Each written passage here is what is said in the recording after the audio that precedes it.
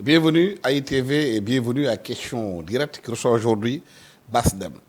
Basdem est un acteur, réalisateur, peintre, musicien et chanteur franco-sénégalais qui est très connu en France pour avoir fait énormément de choses là-bas dans le cadre de la culture. Basdem, merci d'avoir accepté notre invitation. Vous êtes au Sénégal, vous êtes en train d'exposer. C'est votre première fois?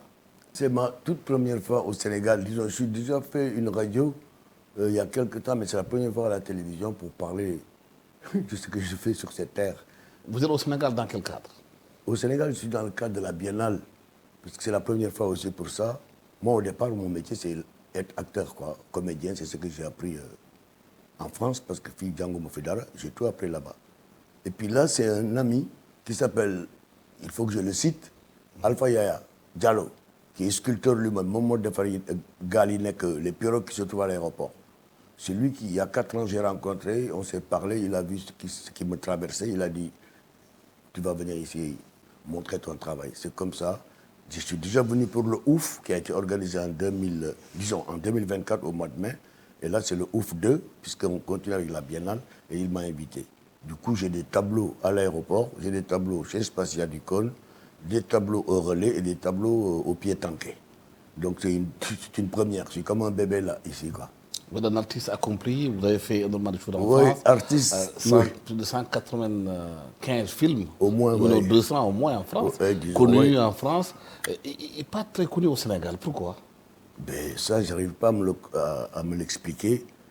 Je ne sais pas pourquoi je ne suis pas connu, parce que bon, j'ai tout fait là-bas. J'ai jamais eu de rapport avec des metteurs en scène sénégalais ou des réalisateurs sénégalais, même si je les ai connus, peut-être il n'y a jamais eu l'occasion qu'on travaille ensemble.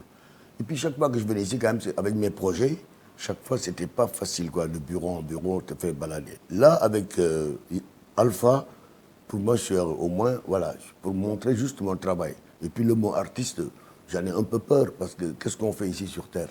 C'est comment bien être avec les autres, comment vivre avec les autres, comment vivre avec la nature. C'est ça, en fait, le mot art, artiste, être avec l'autre. C'est en toute modestie, hein. Voilà. Et je fais ça, depuis que je suis petit, je devais aller, comment on appelle ça, aux Beaux-Arts. On lui a dit à mon père à 12 ans, bien, il faut qu'il aille aux Beaux-Arts. Il a dit non. J'arrive en France, j'ai 19 ans, qu'est-ce que tu veux faire? Je lui dis théâtre encore, j'ai reçu une baffe. Et moi, je n'ai pas lâché. Malgré la difficulté que mon père ne voulait pas, je me suis accroché à ce que je voulais depuis petit. Pour dire une petite anecdote, à 7 ans déjà, je reprenais les émissions de Mokolo Diop, chauffeur de taxi. Et je faisais rire à Thiès, quartier Ghent, tout le monde. Donc je suis tombé dans la soupe du théâtre depuis 7, 8, 9 ans, quoi.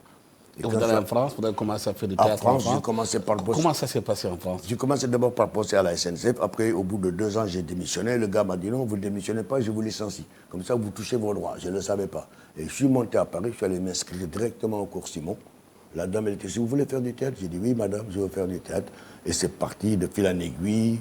Après les cours Simon, 2 ans, les ateliers avec Ariane Nouchkine, avec Mesguich, avec Gabriel Garand, avec André Séverine. J'ai tout appris là-bas. Avec aussi Mahmoud Charlie, un Iranien, super, qui m'a donné des superbes beaux rôles comme Othello dans Shakespeare, et qui m'a donné aussi des rôles dans Supplément au voyage de Cook de Jean Giraudoux.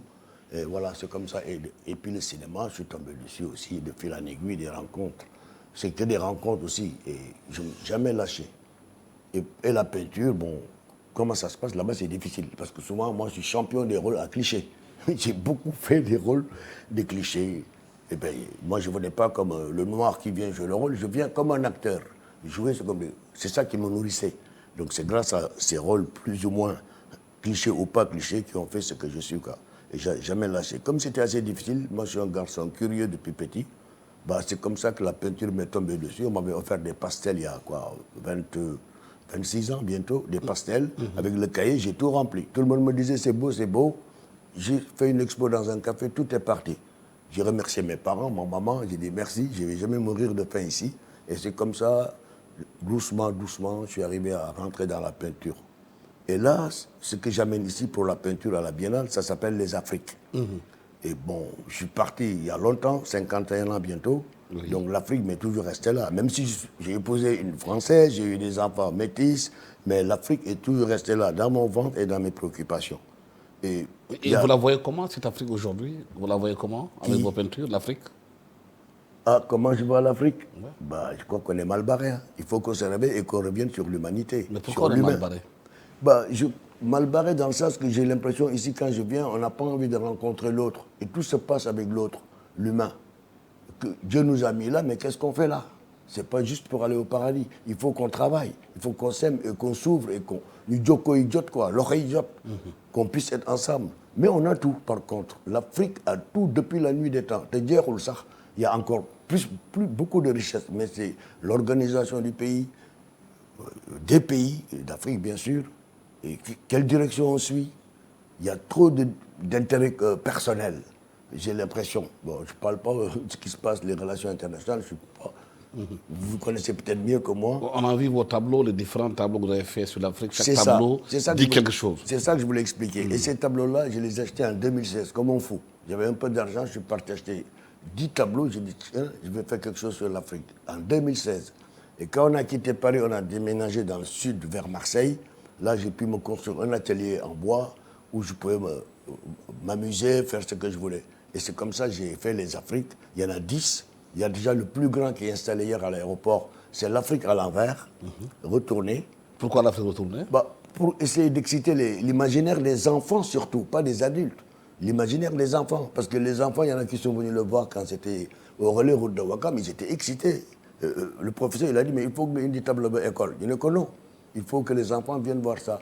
Et les enfants disent, mais pourquoi il l'a mis à l'envers? Et cette façon d'être excité, ça parle à leur cerveau. Et ça se fait naturellement que les enfants vont commencer aussi, eux, à voir une autre Afrique. C'est dans ce sens-là. Et chaque tableau a une signification. Là, ça parle d'amour. Là, ça parle des origines africaines. Tout ce qui est bipède sur Terre vient d'Afrique. Ça, c'est clair, nous sommes les premiers. Ça parle de l'économie.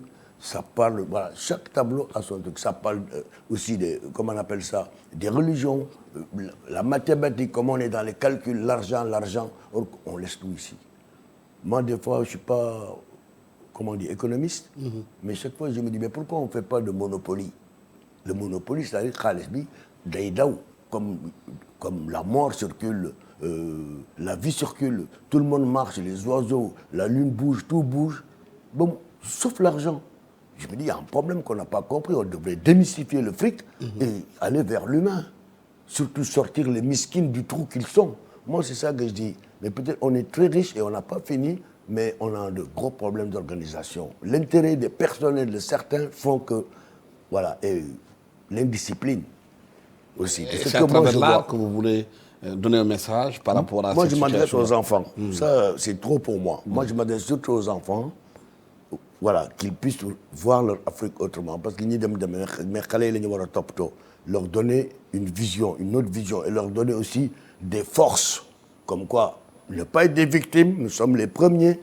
Voilà, et les autres, ils sont simplement jaloux. On est dans le mot racisme, pas de victimisation, pas non plus de rancune, refaire l'histoire, mais surtout qu'on sache qui sommes-nous, que nous sommes des humains. Et surtout, moi, je m'adresse aux enfants, c'est ça que je voulais dire. Parce que tout ce que je fais, c'est pour les enfants. Même indépendamment de la peinture, qui est en fait ce que pourrait dire une virgule ou quoi. C'était pas ça. J'ai jamais imaginé, moi, Bass, invité dans mon pays pour parler de peinture. Du théâtre. Là, depuis 2014, nous avons créé une famille de théâtre masquée, comme le Comité dell'Arte de l'Italie, ou le Topeng Baliné, où c'est des jeux masqués. Oui. Et quand j'avais vu ça pour la première fois en 1987, au Chaudron, chez Nouskine, j'ai vu des masques s'animer devant moi, c'était sublime. Et comme un enfant, je me suis dit, mais comment ça se fait que l'Afrique n'a pas de masques comme ça? Et tout le monde s'est retourné, m'a jeté un coup d'œil. Et ça m'a marqué. Donc plus tard, en 2014, j'ai dit, combattant, tu n'as rien foutu là, comme ce que tu vas laisser aux gens. Donc pour l'Afrique encore, j'ai créé cette famille avec des sculpteurs. Si j'avais des sculpteurs africains qui pouvaient tailler et tout ça, j'aurais travaillé. Mais là-bas, j'étais en France, donc j'ai travaillé avec un maître du balinais qui s'appelle Mas Segen, et j'ai travaillé avec 2 autres sculpteurs d'après mes idées. Pour trouver cette famille de masques, c'est la recherche. Je ne suis pas venu en leur disant, ouais, masquer non, c'est une recherche en s'appuyant sur ce qui est l'Africain, du point de vue plastique, comment nous sommes nos visages, et la faune africaine. Voilà, je n'ai pas ramené de masque ici parce que je suis venu pour la peinture. Oui. Par exemple, moi, mon personnage, il s'appelle Moucha Moucha. Oui. Et c'est un suricate. Je vais vous dire pourquoi Moucha Moucha. C'est un suricate. C'est mon visage avec le suricate. c'est-à-dire le nez du surrogate. Oui. Et comment on a fait pour trouver cette famille? On a pris les museaux des animaux pour le coller sur le visage d'un humain. Et comme les aigles, il y a 14 familles, les lions, les aigles, l'œuk, la famille des... Voilà. Et finalement, les masques ont commencé à jouer en atelier, on les a fait essayer en atelier et ça marche. Et depuis, il y a une trilogie qui a été écrite par un ami qui s'appelle Rémi Schemler, ça s'appelle Le Souffle, en 3 volets. Le premier volet, c'est sur la femme, parole de buffle. Le deuxième volet, qui mange quoi dans ce monde. Troisième volet, c'est la révolution des organes. C'est-à-dire, le premier volet, on ne respecte pas la femme. Deuxième volet, on s'entretue entre nous tout le temps. Et troisième volet, c'est du théâtre. Hein. Et troisième volet, c'est nos propres organes qui font la révolution, qui ne comprennent pas comment nous gérons notre monde. Et ça, c'est que du théâtre. Pour raconter un peu notre histoire à nous, humains, sur cette planète qui est inouïe. Je ne sais pas si vous le savez, mais l'univers c'est grand et nous on est un petit point sur un grand masse du vide. C'est beau, à Carafet. On doit s'appuyer là-dessus, voir la beauté. Même si Amoul Dara sa poste, tu peux être heureux en regardant le coucher de soleil ou en allant aider quelqu'un, voir le bonheur en face. Ben, grâce au théâtre aussi, parce que si je parle aux enfants, parce que le théâtre c'est là où réside l'imaginaire. Et pour progresser, c'est l'imaginaire. Pour comprendre, c'est l'imaginaire. Ça nous transforme la vie. On ne peut pas rester sur ce qu'on nous a donné, il faut qu'on le transforme. Mais justement, beaucoup pensent qu'aujourd'hui, que l'imaginaire des enfants africains n'a pas assez travaillé pour qu'ils puissent s'ouvrir au monde. Mais je crois qu'ils sont... La bataille doit être justement sur l'imaginaire. C'est ça, le théâtre, la sculpture, la danse, toutes les choses qui ont, même dans l'artisanat, toutes les choses qui ont attrait à l'aspect physique ou intellectuel, qui aident à comprendre la vie, et puis donner la possibilité aux enfants d'essayer. Par exemple, il y a un truc qui me choque ici, il n'y a pas de terrain de football, ou terrain d'handball, ou terrain de basket, ou plein de choses pour les enfants. Il paraît qu'ils payent pour aller jouer. Des lieux d'épanouissement pour les enfants, il n'y en a pas. Beaucoup aider les gosses. Bon, pour moi, de mon côté, c'est le théâtre. C'est pour ça que j'ai amené, comme les masques sont attractifs, quand tu le parles, ça les fait réagir. Donc, on peut les amener à l'école, le théâtre. Si on veut changer les choses, il faut commencer à la base. C'est-à-dire dans les écoles primaires déjà, à partir de la classe de 4e, les gosses peuvent commencer à faire du théâtre. Et chaque année, les parents viennent voir ce qu'ils ont fait. Tous les parents qui viennent voir ce que leurs enfants ont fait cette année. Même, ce n'est pas pour qu'ils deviennent des acteurs, mais que pour changer leur mentalité, pour exciter leur sensibilité sur cette terre.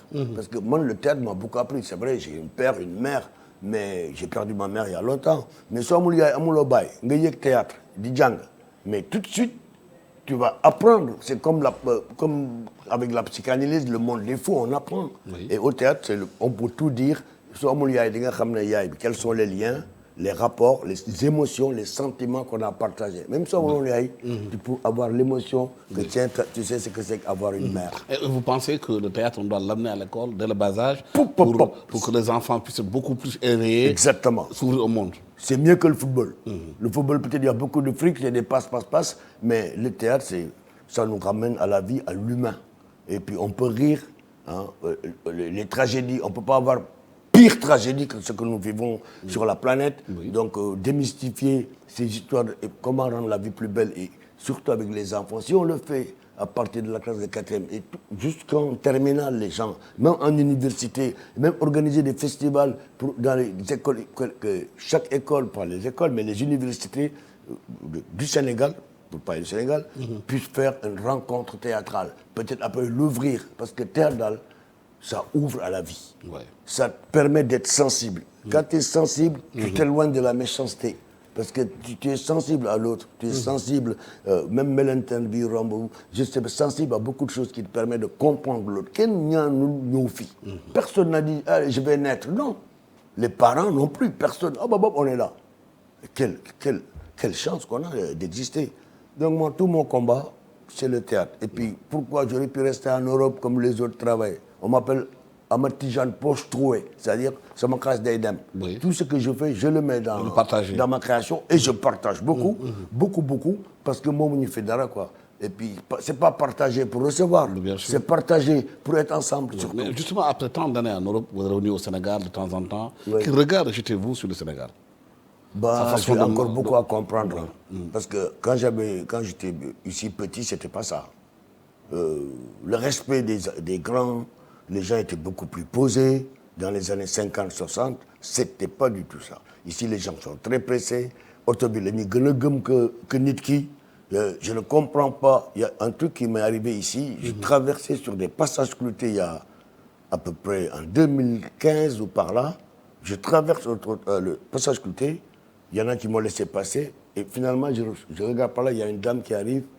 J'ai pu passer. Et je le regarde, elle me fait, elle a dit, grillanqué quoi. Oui. Amgassens. Ah oui. Je vous le jure. Alors j'étais ébahi. J'ai mon cousin Papsi, qui est réalisateur à la télé depuis longtemps, qui m'a dit, malheureusement, mais est-ce qu'il nit Automogen nit. Une fois, il y en a un, j'étais dans son taxi, il est en train d'insulter le gars qui traverse. Mais parce que vous vous rendez compte qu'aujourd'hui, que le Sénégal est une société très matérialiste, où l'humain a perdu son Voilà, son les pouvoir. vraies valeurs. Et les valeurs, ce n'est pas l'argent. Et c'est l'argent qui est au cœur de tout. L'argent est au cœur de tout. Et moi, c'est ce que je vois. Je ne connais pas tout ce qui se passe ici, mais quand tu vois les rapports, les liens, les gens, ils font la gueule. Comme s'ils n'ont pas envie de rencontrer quelqu'un qu'ils n'ont jamais vu. Ouais. Moi, quand je vois quelqu'un que je dis, hey, salut, ouais, tout de suite, quand tu fais du commerce, il faut avoir du sourire. Tu dis, ignorer. Peut-être qu'il a des problèmes. Sur le taxi, le taximan, il doit être heureux de voir un nouveau gars qu'il n'a pas vu, mais j'ai l'impression qu'ils n'ont pas envie de te parler. Et ça, j'ai été déçu pour ça. Souvent, quand je venais là, je repartais, mais un peu déçu, j'ai dit, il y a un problème, quoi. Il faut qu'on revoie les choses depuis la base. Que notre pays est en train de perdre son humanité, c'est ça? Il faut qu'on revienne sur l'humanité. Il y a beaucoup de façades, quoi. C'est comme ça, mais c'est beaucoup de mensonges. Il faut qu'on revienne dans la réalité, surtout partir des enfants, les adultes. En passant par le théâtre, d'autres actions qui font que les gosses, voilà, et leur donner une possibilité de s'exprimer, le sport, handball, toutes ces choses. Il n'y a pas que la lutte, il y a plein de choses. Et puis gratuitement. C'est-à-dire, on a les moyens de... J'ai vu par exemple l'architecture ici, il n'y a pas de parc pour se reposer. Ouais. Et il n'y a pas de trottoir pour les enfants, pour tout le monde. C'est le parcours du combattant pour marcher pieds nus dans certains coins de Dakar. Voilà, je ne veux pas trop critiquer tout ça. Je suis content d'être là, enfin dans mon pays, pour montrer humblement qui je suis et ce que je veux faire, quoi. Voilà. Au-delà de théâtre, vous êtes quand même un acteur connu, reconnu, vous avez joué dans beaucoup de films.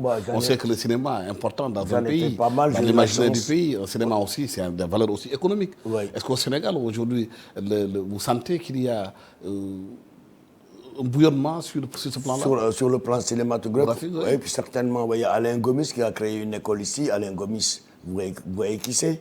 Oui, Alain Gomis qui a fait un film La France et d'autres films encore. J'ai déjà travaillé avec lui aussi sur 2 films. Qui a gagné le salon de Yanenga avec Omar Sall, avec son film, oui. C'est ça, avec Omar Sall, il a fait le film sur Telenius Monk, mais il en a un autre qu'il prépare aussi.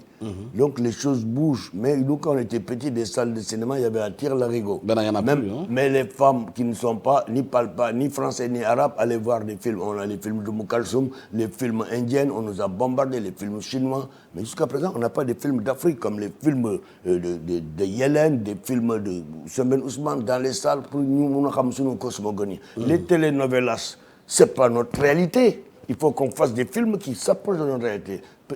Comme ça, aujourd'hui, les enfants, ils vont comprendre c'est quoi notre façon d'être. Mais ils prennent là-bas, Brésil. Même s'il y a une grosse part de nos parents qui sont partis. Il y a des séries télévisées aussi au Sénégal qui bougent un peu de plus en plus, mais ça c'est pour la télé, hein. Oui. Quelques séries oui, mais les séries, ils devraient faire des séries beaucoup plus proches de notre aspect sociologique. Ici, comment on vit, nous, ben, c'est bien de s'intéresser aux autres, ce qu'ils font. Mais il faut que notre force, à nous, culturelle, qu'on puisse le voir à travers pas simplement les journaux ou les livres, mais au cinéma, au théâtre, et commencer avec les enfants. Moi, c'est ça que je vois. Ouais. Je ne pourrais pas dire quelle est la solution pour régler le problème, mais moi, c'est le théâtre que... Voilà, c'est ça. Le Sénégal était connu comme au temps de Senghor comme étant un pays de culture. Ah, ça, avec le festival des arts nègres, tout ce qui a été fait au Sénégal. Le rayonnement du Sénégal, à travers sa culture, 1966, festival des arts nègres. Mais aujourd'hui, on a l'impression que la culture, elle est délaissée, elle est devenue folklorique, mais complètement. Elle est anecdotique dans ce qu'on fait aussi au Sénégal. Tout à fait, Samba, c'est tout à fait ça. C'est que tout ça, ça s'est éloigné de nous. Par exemple, moi, je vais raconter une histoire. J'ai choisi de faire du théâtre parce que j'ai connu l'époque de Senghor, la culture. La première pièce de théâtre que j'ai vue, c'est le Festival des Arts Nègres, Stade Demba Diop. C'était magique. Avec la Diop Latir sur le terrain de football. Fassiek, Yop, c'était beau. J'étais là à regarder, c'était magnifique. Et ça fait partie des choses ici qui m'ont donné envie de faire. Et on pouvait avoir notre imaginaire qui bougeait. Et ce qui fait que des gens de cette époque-là ont fait beaucoup de choses. Les Ben Djogaïbe, tous ces gens-là, et d'autres dans le théâtre à l'époque. Mais tout ça, ça a été. Demain, il y a un cinéma à Montréal. Mais pourquoi? Donc, et quand je suis arrivé là-bas pour faire mes cours, j'ai reçu du courrier du ministère de la Culture. Parce qu'il me fallait une autorisation. Je retourne en arrière pour aller au théâtre. Et j'étais au conservatoire, j'ai demandé au monsieur, comment on fait pour rentrer ici? Il dit, vous êtes étranger? Je dis oui. Il dit, vous n'avez pas besoin de passer le concours, il vous faut l'autorisation de votre pays. Ah bon, c'est facile. Je demande à mon père me dit, débrouille-toi. Je vais au consulat, on me dit, va à l'ambassade, on m'envoie. Et finalement, ministre de la Culture, ministre de l'Enseignement. Et au bout de 2 ans, mon âge était presque passé, je reçois un courrier que j'ai déchiré. Le gouvernement sénégalais ne vous autorise pas à faire des cours de théâtre. Ah oui. Ah là, ça m'a choqué. Pourquoi? Je me suis dit, mais donc j'ai raté ma vie. Tout ce que j'ai fait, ça ne sert à rien. Tout ce que j'ai appris, ça n'a pas de sens ici. Donc voilà, mais j'ai continué de persister dans cette poésie qui est la vie, qui est le théâtre. Jusqu'à présent, je n'ai pas lâché. Et là, quand je rentre, je suis sur une série pour faire le papa de Joe Star. Voilà, toujours le même rôle, un papy. Voilà, je ne lâche pas l'affaire, quoi. Continuer d'être ce qu'on est, quoi. Et vous pensez que c'est par le théâtre qu'on arrive à socialiser la population? De mon côté, le théâtre, oui. Le théâtre, ça ouvre l'esprit. Ça ouvre ton cœur, ça ouvre l'esprit. Et on s'amuse, on joue. Tu n'as jamais été père, tu vas être père. Tu n'as jamais été un assassin, par exemple, tu vas l'être sur scène. Tu vas comprendre ce que c'est que tu es l'autre. Voilà. Tu fais rire les gens et les faire réfléchir. Et pas simplement les faire pleurer. Ça fait partie aussi du théâtre. Moi, je crois que le théâtre nous ouvre à tout. Comme je dis, les comédiens, pour moi, d'habitude, je ne dis pas, je ne suis pas comédien, je suis porteur de sentiments humains. Parce que qu'est-ce qu'on joue sur scène? Ce n'est pas du texte. On joue des émotions. Ouais. Voilà, je suis triste, je suis heureux, qu'est-ce qui se passe? C'est ça qu'on joue. Même si tu le dis en Wolof, le Shakespeare, du moment que l'émotion passe, ça passe. L'émotion est universelle. Les pygmées en pleine forêt, ou les aborigènes, ou d'autres gens, les Inuits, pareil, l'émotion est universelle. Vous ne le dites pas souvent, vous êtes aussi musicien. Vous jouez aussi de la musique. Oui, je suis amateur de musique, j'ai toujours aimé la musique. Quand j'allais parler en pulaar, c'est très religieux, tout est interdit. Musique wataki, football wataki, j'étais très bon joueur, ailier droit, mais c'est interdit. Si tu rentres, on te tape. Tout est interdit. Dos balle, tu ne fais rien, quoi. Tout c'est que l'aspect dictatorial. Mais là, vous jouez quand même de la musique avec un piano, un solfège. Amateur, j'ai pas peur. Vous jouez aussi avec des gospels. Moi, ce que je de la bonne musique, vous la faites. Ce que je joue le mieux, c'est l'harmonica que je maîtrise, que j'ai acheté depuis 1994. C'est lèche-babine dans ma poche. Vous n'en avez pas ici pour nous jouer? Je ne sais pas, peut-être dans mon sac. Et puis le piano, j'ai pas peur parce que je voulais faire des cours de piano il y a longtemps. En cours du soir, je suis rentré, c'est à Paris, lycée Chaptal. Cours du soir, bon, comme je suis naïf, le professeur a dit, qui n'a pas de piano? J'ai regardé à droite, à gauche, personne n'a levé la main. J'ai dit, je vais être honnête, j'en ai pas. Et le maître m'a dit, sortez. J'ai dit, mais pourquoi, monsieur, je vais sortir avec une tablature, je peux travailler. Mon non, sortez. J'ai regardé, tout le monde, personne n'a réagi, personne n'a réagi. Il n'y avait que des blancs. Le visage pâle, comme je leur dis. Et là, je leur ai dit, bon, puisque c'est comme ça, je m'en vais. Je leur ai dit, salut les visages pâles. Tu vois. Et plus tard, je vais te raconter une histoire avec le piano. Je me promène dans un quartier, je vois des pianos très jolis. Je dis, ah, c'est beau. Et je rentre dans le magasin, je touche les pianos. Le vendeur, il vient et me fait, monsieur, vous aimez les pianos? Vous avez l'air d'aimer ça. Maintenant que je n'ai pas les moyens. Mais si, si vous pouvez avoir un piano. Ah oui? Vous habitez où? Je lui ai dit, avenue Georges Mandel, dans le 16e. Il a cru que j'étais fils de ministre ou fils de député. Il m'a fait tous les papiers, le piano a été livré chez moi au 7e étage sans ascenseur. J'étais pas là. Oui. Et il y a eu au moins 3 procès. J'ai payé qu'une fois 300 francs français. Et je n'ai jamais payé parce que je n'avais rien demandé. Et depuis que j'ai eu ce piano dans ma chambre, j'ai cartonné ça sans savoir, autodidacte, quoi. Et on arrive au procès, et madame la présidente qui me dit, monsieur Sall, qu'est-ce qui se passe? Sall, c'est de mon père, Thème, c'est de ma mère. Qu'est-ce qui se passe? J'ai dit, écoutez madame, j'ai rien demandé, je raconte l'histoire. Le gars, il m'a embarqué dans cette histoire. Moi, le piano, ça me plaît. Comme je ne bosse pas beaucoup comme comédien, ici, quand je rentre chez moi dans ma chambre de bonne, j'aime bien taper sur le piano. Elle pouffait de rire. Elle m'a dit, on se revoit dans 6 mois, monsieur Sall, mais il faut payer le piano. Elle était pliée. Et je l'ai gardé, même que j'ai déménagé, je l'ai laissé au voisin qui l'a gardé encore 2 ans, avant qu'il vienne le récupérer. C'est comme ça que je suis rentré dans l'histoire du piano. J'aime la musique, mais bon, Tu ne dois pas faire ça. Il faut qu'on soit curieux de la vie. La vie, elle est extraordinaire. Dañuy ragal nit, non, ragal jigéen, ragal yalla. Non, dañuy bëgg nit ki bëgg yalla. On ne peut pas avoir peur du bon Dieu. C'est lui qui nous a mis là. Voilà, souvent je leur dis, mais amna lu ngeen faté. Moy fi len yalla tek. Moy suuf si, c'est magique. Yow yaa wax ni yalla bu defar suuf si. Yaa ko wax affaire. Non, c'est beau, tout le monde vient et tout le monde croit comprendre. L'autre il impose. Mën sa morom daan. On va où? On va où? Oui. Moi, personnellement, je me pose des questions. Ils sont convaincus que c'est comme ça. Moi, je continue de me poser des questions. Voilà, infiniment. Merci infiniment, Basdem, d'avoir Par contre, ce que je voulais dire, c'est les masques. Oui. Je voulais dire une dernière chose Oui. sur cette famille de masques. Ça s'appelle Universel Oui. Théâtre Masque Africain. D'accord. En Wolof, on dit Woodma. Woodma. Woodma cherche, comme tu Cherche-moi. cherches ton partenaire sur scène. Et cette famille, je vous ai montré les photos. Hein. C'est, voilà, ça, je me bats pour ça, pour voilà, que ça puisse venir dans le pays, que les gosses s'intéressent au théâtre. Voilà. Et la Mais peinture. on a beaucoup parlé déjà. Oui. Merci infiniment, Bass Dem, d'avoir été sur ce plateau de ITV à Question Directe. C'est un réel plaisir de vous recevoir ici. Je rappelle que vous êtes acteur, que vous êtes aussi cinéaste, vous êtes aussi musicien installé en France. Vous avez réalisé pratiquement plus de 190 films en au Europe moins de 185 théâtre. films, Vous travaillez beaucoup, vous faites énormément de choses en Europe. Vous êtes au Sénégal aujourd'hui pour le compte de la Biennale. C'est ça. Vraiment, et le plaisir de vous accueillir, de parler de vous, de ce que vous faites, de votre métier. Merci à toute l'équipe technique qui m'a accompagné pour la réalisation de cette émission. Merci. Au revoir.